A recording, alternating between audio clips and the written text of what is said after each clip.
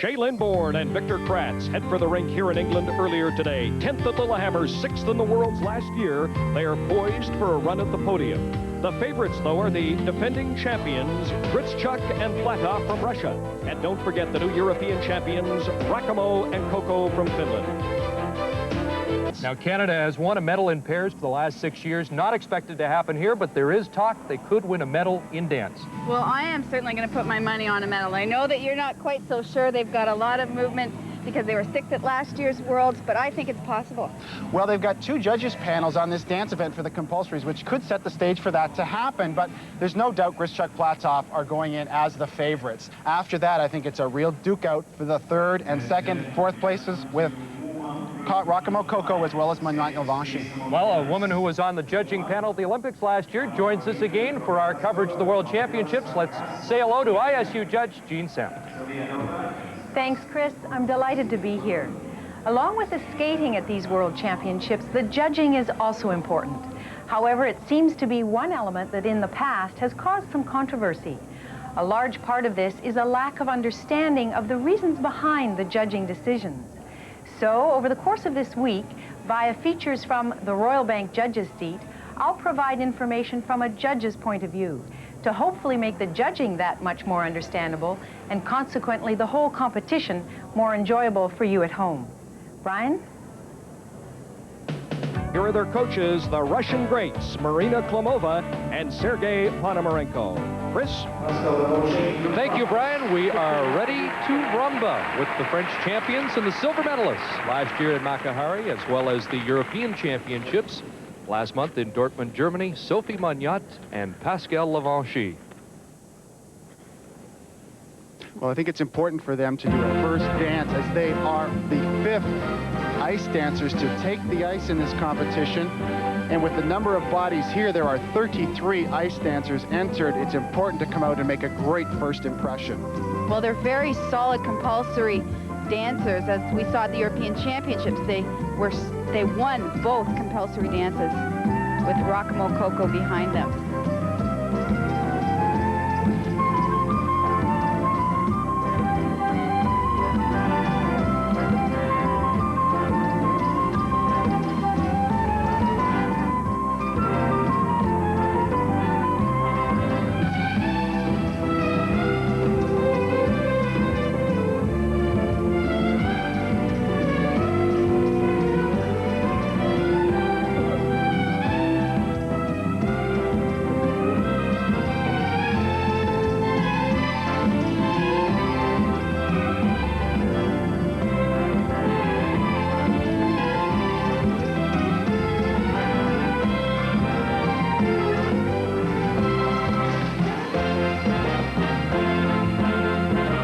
A little tight. I've seen them do this dance with a bit more speed and flow in practice, and perhaps being the first of the contenders out here, that weighed heavily on them.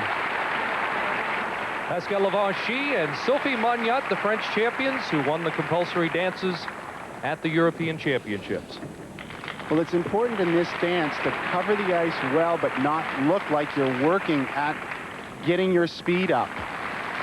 Here we see perhaps the most easily identifiable step in this dance, the big open Choctaw. It's important that they stay close together, no space between them, little gap there. You'd like to see it keep hip to hip as much as possible.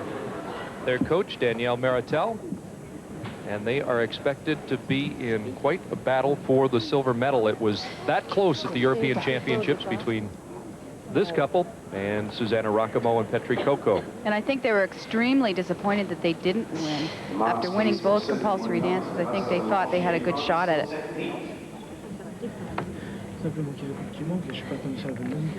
And this year there will be 2 sets of marks for the compulsory dances.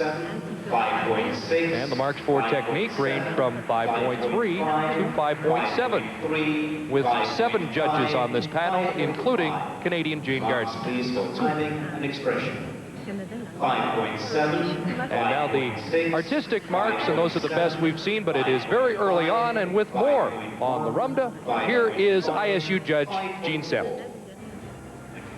Compulsory dances set the stage in the ice dance competition. It's really the first time the competitors appear before the judges, so it's important to make a positive impression. Compulsories are really the technical exercises of ice dancing, where timing, partner positioning, edges, speed, and flow are assessed.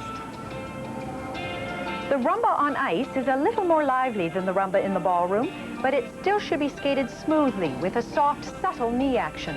The whole dance is skated in Killian dance hold. It's a challenge for the partners to stay side by side and keep this dance hold tight at the hips throughout. As we watch these two couples skate the rumba, note the difference in edge quality with stronger edges and more body lean on the right. Approaching the hardest part of the dance, the Choctaw, the step into it should be as wide as possible. Note the difference between the couples. The edge out of the Choctaw needs to be strong and is much deeper on the right. On the step forward, judges will notice the gap at the hips on the left while giving credit to the tight partner positioning on the right. The timing of the free legs is lagging on the left, while extension of the free legs is superior on the right. The rumba doesn't have a lot of different steps to the dance, but what is there is very difficult to do while maintaining a tight Killian position. Weaker rumbas will appear jerky, more stepped than danced, and lack a depth of edge. Stronger rumbas will have an almost subtle, hidden power and control, driven from the soft knee action and deep edges. Shae-Lynn Bourne and Victor Kraatz at last year's World Championships. Tatiana, Navka, Samuel Gezalyan. And ironically, they were involved in a collision with Bourne and Kraatz during practice on Saturday night. Well, I was standing right at the boards when they came in, and boy, did they ever come in fast. I was really surprised that they came out of it with the small injuries that they did. It could have been much worse.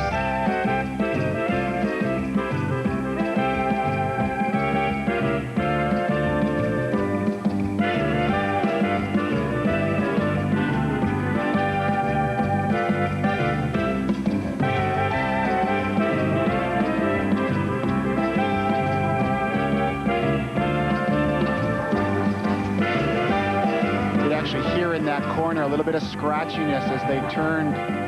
It's one of the things that you're trying to avoid in ice dancing. You want to be as quiet on those blades as is possible.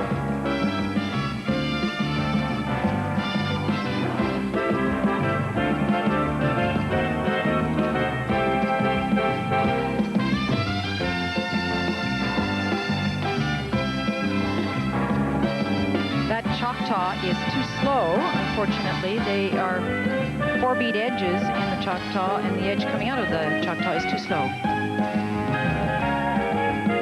Whoa. Slip there. A slip is always so surprising in ice dance.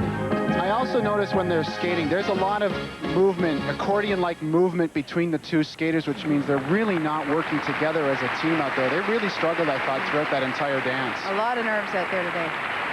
The champions from Belarus, Tatiana, Navka, and Samuel Gezalyan.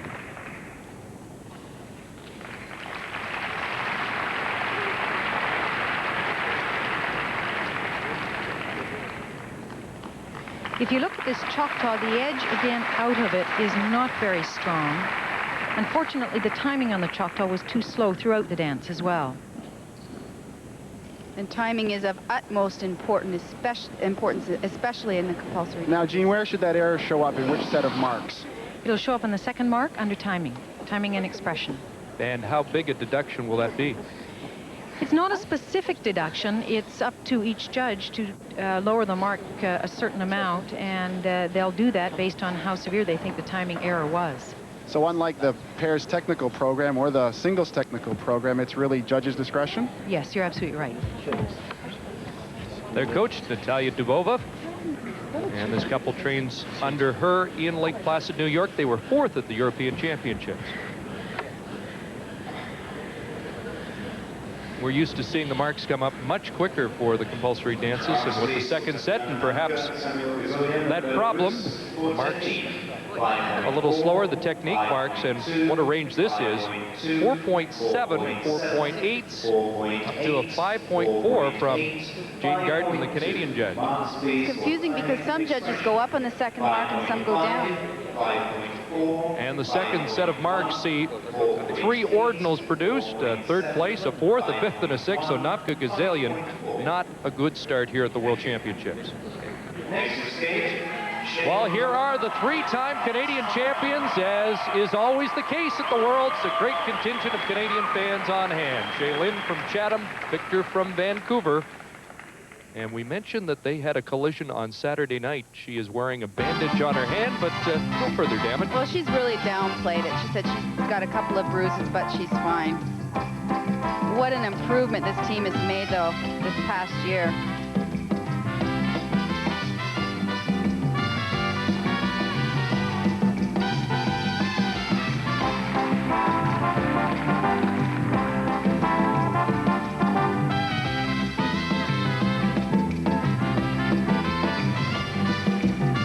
As you watch Shae-Lynn and Victor in this dance, watch their wide steps. Coming up here and then into the Choctaw. They're about as wide as you can get. And that's a positive thing, right, Jean? Absolutely. One of the aspects that we were told for them moving to Klimova-Ponomarenko was work on their compulsory dances. Jean, do you see any benefit from that move at this point? Yes, I do, Paul. They are a lot stronger than they have been. They still have a couple of little technical things that they need work on. They're having a little bit of an accordion movement here in the Choctaw, separating a bit at the hips on the second step. But certainly overall, the dance is much stronger than it has been in the past. And how would you compare this with the teams that we've seen earlier? I think it stands in good stead.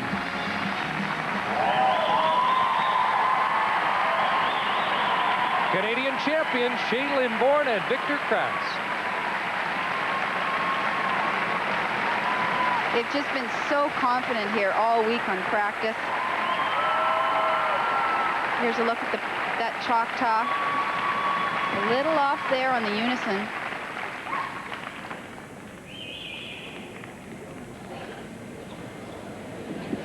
And there are the new coaches, Marina Klimova, Sergei Ponomarenko. Training's been tough at altitude at Lake Arrowhead, California. Victor was saying the other day, I just want to compete. Enough training. Let's get on with it. Cute. And we'll find out how good a start it is. Thank you. Well, they said it's a very positive atmosphere that they're skating in now, and I think it really comes across in their skating and practice as well. They seem to be having more fun out there.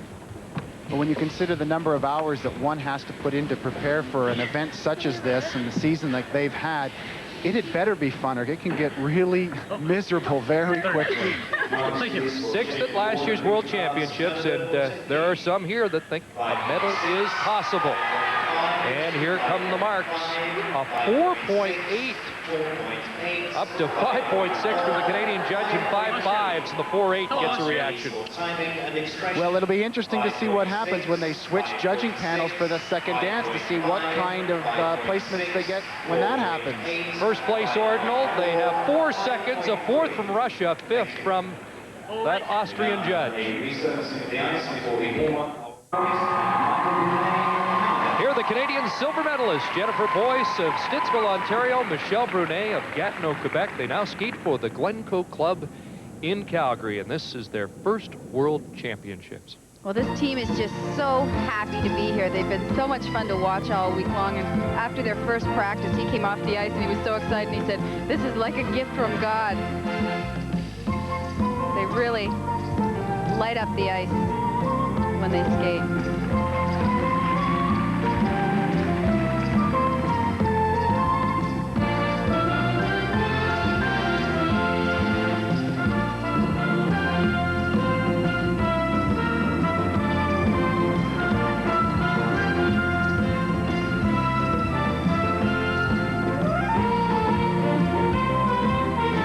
Michel have a lot to be proud of with this dance. It's very technically correct. They're not rushing anything. They're taking their time. And I think for their first time in Worlds, they should be totally pleased with this.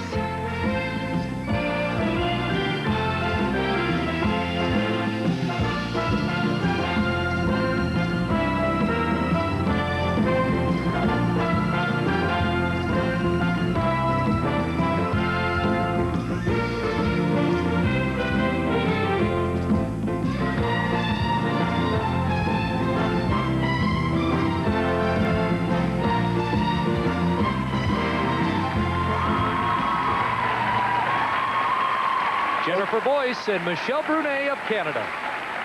Well, Barb, I don't know if I wind the clock back to our first World Championships. I don't know if my debut performance was as smoothly skated as that was. That was extremely relaxed. They look like pros.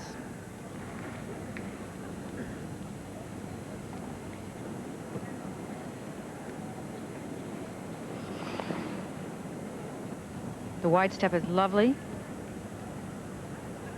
They do step on a proper edge after the Choctaw, and they keep their distance apart from each other pretty constant throughout. Nice unison of free legs after the three turn together. Originally got together at the Minto Club in Ottawa under coach Marilyn Simcoe. People might say, who is this coach, Marilyn Simcoe? But Marilyn Simcoe has the dubious honor, I would say, of being the coach who got Isabelle and Paul Duchesne started as ice dancers. Please, Michael Brunet of Canada for technique. 4.2, 4.4, 4.1. Technique marks come up 4.0 up to 4.6. It's a big spread from a 10th place to a 12th and an 18th. Judges aren't quite sure what to do. And we have seen that so far throughout the competition as the second set of marks are posted. So not quite a uniform judging panel as we've seen in the past. That's a nice start for Brunet and Boyce of Canada. Next to skate, Oksana Grishuk and Evgeny Platov of Russia. Here are the defending world and Olympic champions, and it's our first look at them in competition this year. Oksana Grishuk and Evgeny Platov. Well, I think we were all a little concerned when they didn't show up at the Europeans, and a little relieved to find them here. And when we were at the practice the other day for the free dance, I think we were just stunned at how good they look. They really are the class of the field.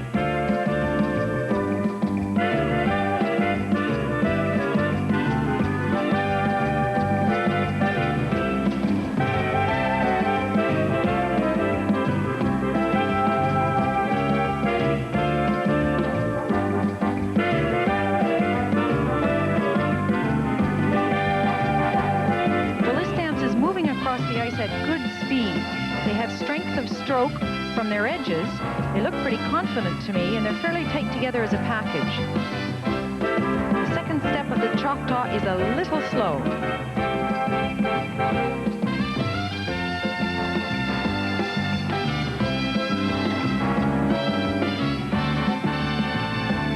Well, this particular dance only has 16 steps in it. They repeat the pattern down each side of the ice. And I like the way out of every one of the 16 steps, they pick up some speed and some drive. But still making it look effortless. Oksana Grishuk and Evgeny Platov of Russia.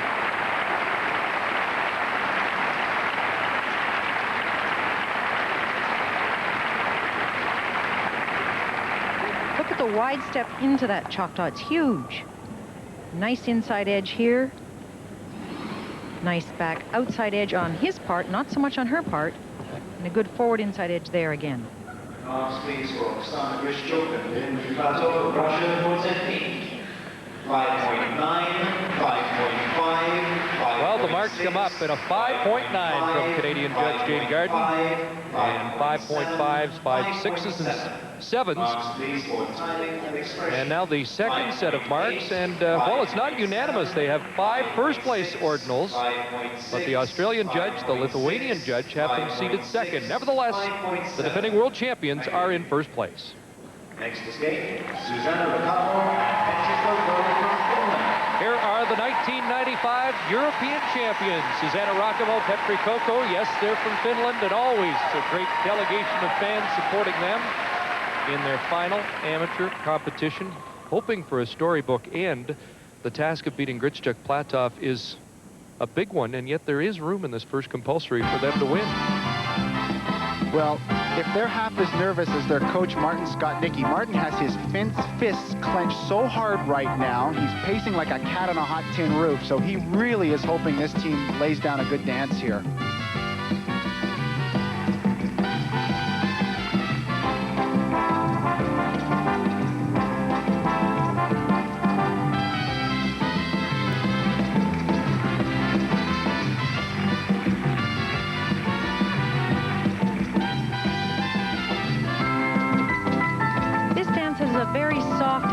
gentle approach to it. It's very controlled, both in its edges and in its form, and yet they still seem to be having fun with it.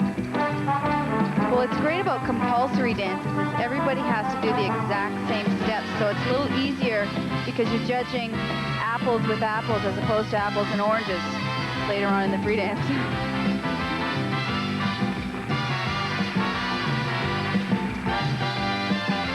Jean, this team has come under some criticism previous about the quality of their compulsory dances. Do you see a marked improvement here? Well, actually, when I judged them in the Olympics, I thought their compulsories were quite strong, and I still do think they're quite strong. Last year's bronze medalists at the World Championships, Susanna Rahkamo and Petri Kokko of Finland.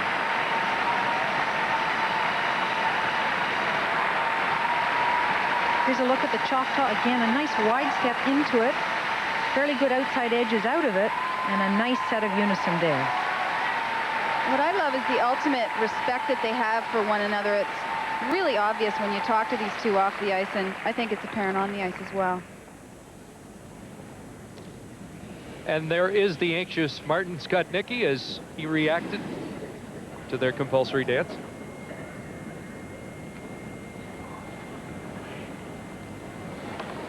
Well, this will be very interesting. How do they compare with Grishuk and Platov? And again, they were beaten in the compulsory dances by Moniotte and Lavanchy at the European Championships. So this could really set a tone for the competition. Well, the challenge that all of these dancers have is the fact that when they come out to do the next dance, which is the Argentine Tango, it will be in front of a completely different panel of judges. They'll have to win them over as well. Last of the 33 couples in this first compulsory dance. And here come the marks. 5.5 through 5.8, the range for technique. 5.5. Marks please for timing and expression. 5.8. And the second set of marks, they have first place ordinals from Australia and from Finland. 5.5. Well, certainly not a commanding win for Grishuk Platov. Not at all. Rahkamo Kokko second ahead of Moniotte Lavanchy. That concludes the This could get very interesting. And so the standings after the first compulsory dance, the defending world champions Grishuk and Platov with the lead. Rahkamo Kokko are second.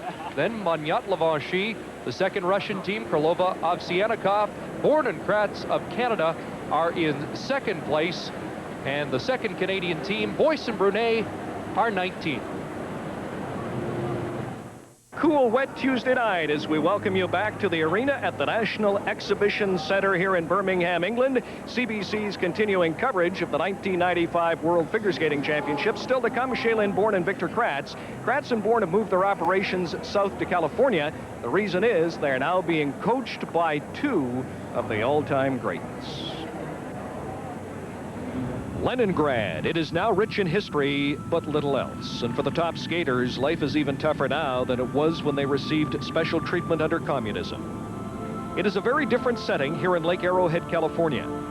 This is now home to the ice dancing greats Marina Klimova and Sergei Ponomarenko. 3 times they were world champions, and with this performance in Albertville, France, they would win the gold medal at the 1992 Winter Olympic Games.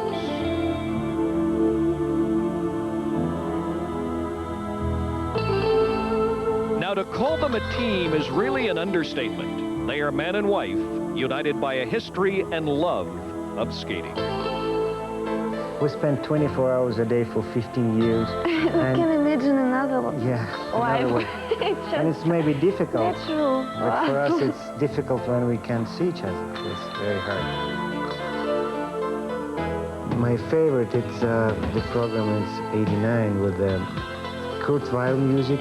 It's Smack the Knife, and we created this program first time by ourselves. And we did also the music. We invite and pay for whole orchestra, and they played exactly what Marina needs. Marina said, I want drum here, and they played here. I want violin here, they played here, and it was a great job, and I think that's the best we did. Because you're a comedian, you like? Yeah.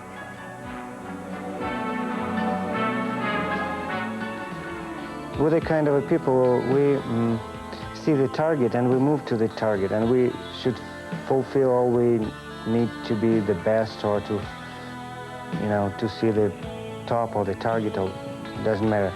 And we finished our amateur competition because we reached everything. We were world champions, Olympic and European and so on. Then we have everything in professional competition also. But now we're interested to work with Shae-Lynn and Victor because we want to be the first also, and for us it's very important if they win, so it must not them, it means we are winning all together. We want to continue to do the shows, maybe not so much, maybe just 3 months in a year, and also want to have a baby, and which is the time, I think, because we want to change our life like really fast, really 90 degrees, and I think we need this. Yes. Agreed? Yes. So there's agreement on a family, and also agreement as to their future in the sport that has dominated their lives. World champions on the ice. They hope from here in California to coach future world and Olympic champions.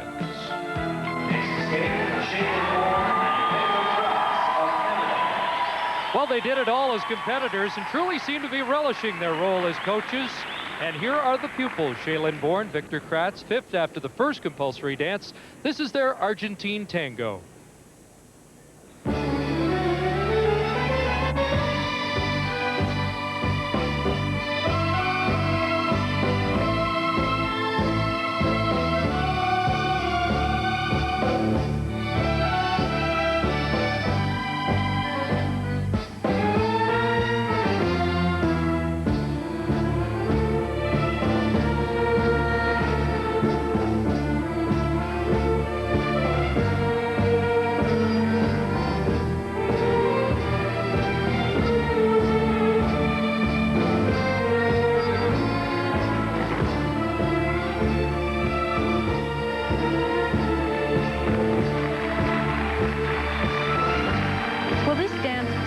Shows off Shae-Lynn and Victor's extremely strong edges.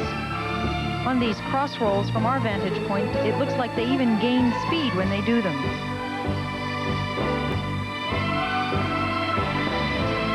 They're always extremely tight together. Unison is very strong.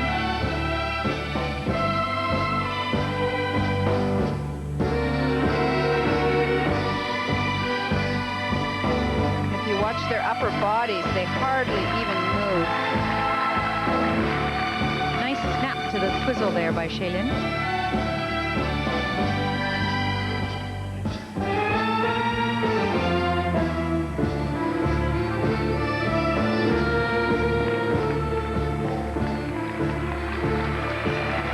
But with a brand new set of judges for this second compulsory dance, we'll have to see if they can convince this panel that they're better than a 5th place team out here today. Well, Paul, every judge is critical. They could have been 4th, but lost a 4-3 split for 4th place, and there was some grumbling in the Canadian camp. The Canadian judge went with Ovsianikov and Krylova, so it's very close. And every judge is important, as you mentioned, Chris, because on these compulsory panels, there's only 7 judges. Usually we have the luxury of 9, which tends to be an even greater equalizer. Look at these cross rolls. The edges are extraordinarily strong, and they continue to push throughout them. 5.5. And the judging has been a lot more interesting so far, too. In the first dance, they had 2nd place ordinals, 3rd, 4th, 2 5ths, a 7th, and an 8th. And pretty consistent set of marks there, though, 5-3 through 5-5. Now the second set, and they go up. And so far early in this second compulsory dance, Shae-Lynn Bourne and Victor Kraatz have 1st place ordinals from all 7. And with more on the Argentine Tango, here again, Jean Senft. The Argentine Tango is a much more complicated dance than the rumba. There are more partner positions, more steps, and an introduction of cross rolls and a twizzle, that being a quick 1 revolution turn on 1 foot by the woman. This is a dance that should be skated with a considerable amount of élan. The beginning of the dance should display strong edges and a certain degree of splendor. The partners must remain close together in positioning, and the dance should flow across the ice without obvious pushing. Strength of stroke and natural glide are important. Approaching the twizzle section, watch for the twizzle itself to be crisp, as seen here, and for the partners to reconnect without reaching for each other. The cross rolls seen here should be smooth and subtle, with deep knee action and curved edges as we restart the dance. Comparing two couples from the beginning, note the stronger edges on the right with superior free leg extension. The partners on the left are not dancing closely together, but instead appear to be reaching for each other. On the right, there is greater power and control, giving more character to the dance. Approaching the twizzle, the one on the right will snap, while the left one will be too slow. Once again, the cross rolls have more emphasis on the right and are almost a non-event on the left. Added to the flair of the Argentine is the relationship between the man and the woman. If the couple is strong enough to perform the partner positions and the footwork prescribed, they then can concentrate on the character of the dance and skate it with the true spirit and vigor of a real tango. Angelica Krylova and Oleg Ovsyannikov from Russia. Here is the team directly in front of Bourne and Kraatz after the first compulsory dance. Krylova Ovsyannikov of Russia in fourth place, just edging out Bourne and Kraatz by the one judge. This is a new partnership, but it has been clicking and won a bronze medal at the European Championships. Well, it's amazing that this team has been together since only May. Seems like they've been together for years.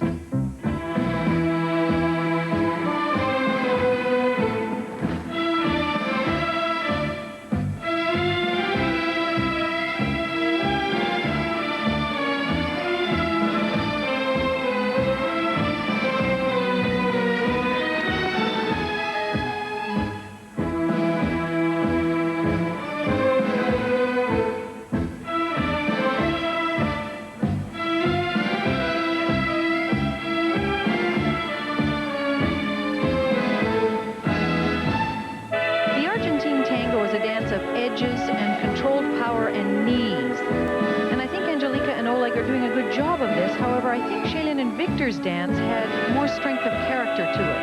It was a little more sure.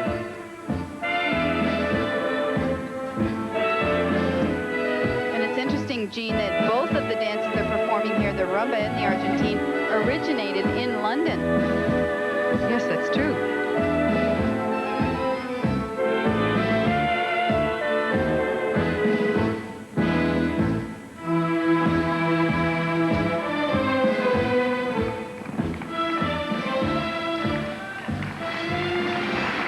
Angelica Krylova and her new partner, Oleg Ovsyannikov.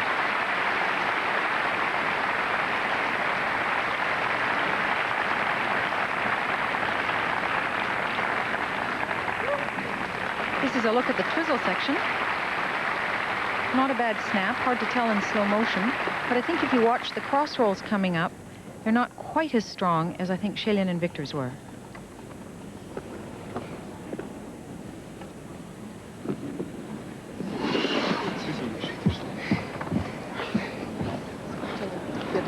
With their coach, Natalia Linacek, Angelica won a bronze medal 2 years ago at the World Championships with her former partner, Vladimir Fedorov.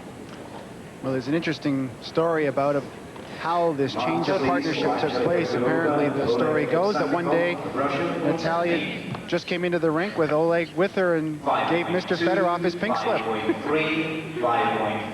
First set of marks range from 5.2 up to 5.5. How will those compare with Bourne and Kraatz? And now the second set of marks. There are 3 firsts, 2 seconds, 2 thirds. So Bourne and Kraatz right now are ahead of Krylova Ovsyannikov, so they've flip-flopped in this second compulsory dance so far. Oksana Grishuk and Evgeny Platov from Russia. Winners of the first compulsory dance, but not as convincingly as we might have expected. Oksana Grishuk and Evgeny Platov. They had 4 first-place ordinals, 2 seconds, and a third. And we've already seen this judging panel give some placements much different from that of the first panel. So well, it's made this compulsory ice dance event extremely exciting.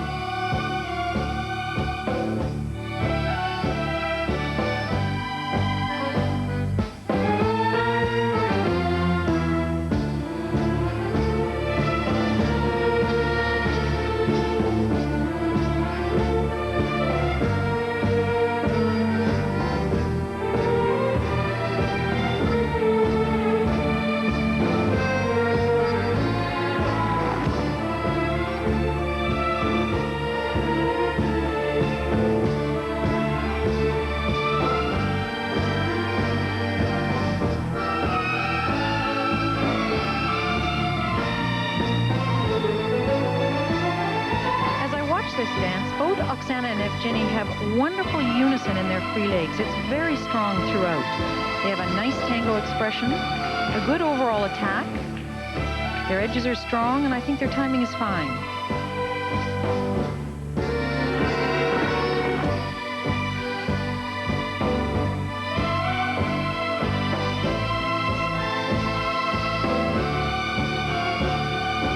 Oops, slight falter there after the twizzle.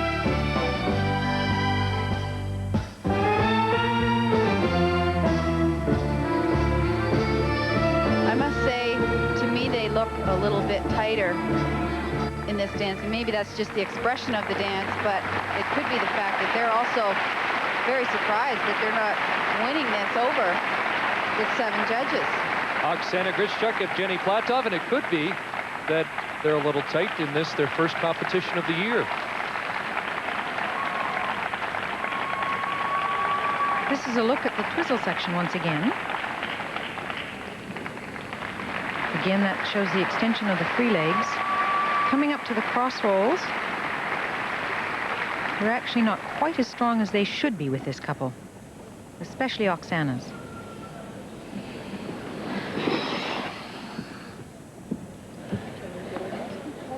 Well, we were told that they did not accompany Natalia Linacek to the European Championships because Evgeny was recovering from knee surgery. There have been other stories circulating here that have got far more play in the British tabloids, which we will detail a little more as the week goes on.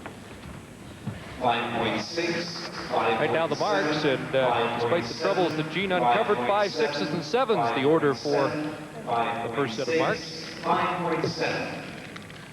Mark, please, for timing and expression. 5.8. And the timing and expression marks go up to 5.8s, and first place marks from all 7 on the panel so far for the leaders of this second CD, Grishuk and Platov.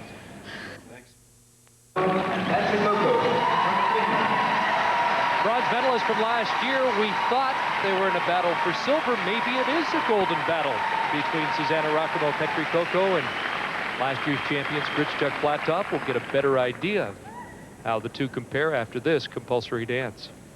And what's really interesting here is that we do know they have an absolutely excellent original dance. We've heard that Grishuk and Platov's maybe is not as good as this one, so things are really heating up.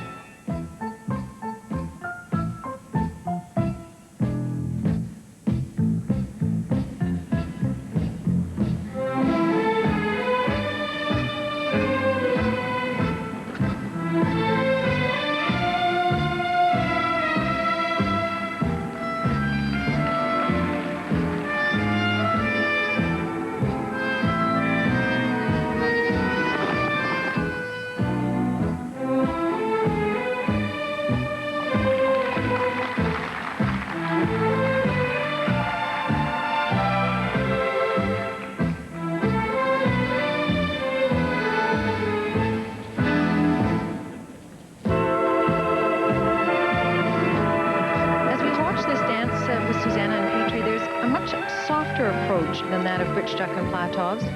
The edges are certainly strong enough, but I think I'd like to see a little more Christmas to the tango flair. They don't seem to have the extensions that Grishuk Platov have. Well, Barb, as you mentioned regarding Grishuk Platov, I thought, like you, that Grishuk Platov looked tight. I think these guys look tight as well. I think both of these teams realize what's on the line here, and the tension's showing. I thought both of them had easier going rumbas than what we've seen them both do here in the tango.